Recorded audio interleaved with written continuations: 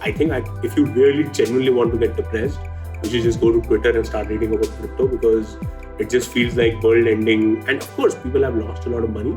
So there is a genuine reason that people are so depressed.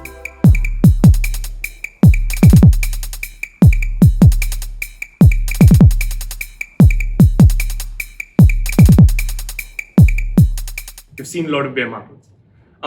So how does this one compare to the others? I'm just shifting to financial markets completely. I see that Mt. Gox was very similar to FTX, the FTX blow up. Do you see any similarities? Do you think we're at an end of the crypto winter and it's time for the DeFi summer or the summer again? What do you think? Yeah, so obviously this is personal view and this is not financial advice by any measure.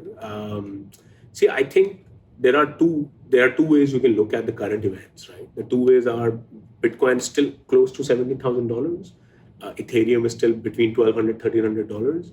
So one event is that everything has gone down. The bubble had popped much earlier than FTX. FTX has gone down. No one really knows the ramifications. If people are on Twitter, it'll feel like a graveyard right now around FTX and crypto in general. Like I spend a lot of time on Twitter, and obviously a lot of my connections are in this space. And I think if you really genuinely want to get depressed, you should just go to Twitter and start reading about crypto, because it just feels like world ending. And of course, people have lost a lot of money. So there is a genuine reason that people are so depressed. But look at that sentiment, and yet you have Bitcoin at 17,000. I mean, that's crazy, right? Like, a decade ago, we are talking 11 years ago, it was 5 cents. So feels like, it dropped from 69,000 to 17, but it's still at a very high value, right? Ethereum is still at 1,200. Just 3 years back, it was less than 100, right? Like, or 2 years back, it was less than 100, right? Like pre-COVID, right? Yeah. So are we still at very, very high numbers? Now, there are two ways to look at it. You're like, okay, the kitchen sink has been thrown, quite literally, right? Because Elon Musk walked with the sink as well.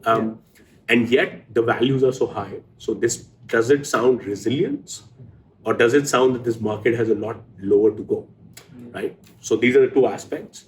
And there is where the art comes in on what you want to decide, because there's no scientific way.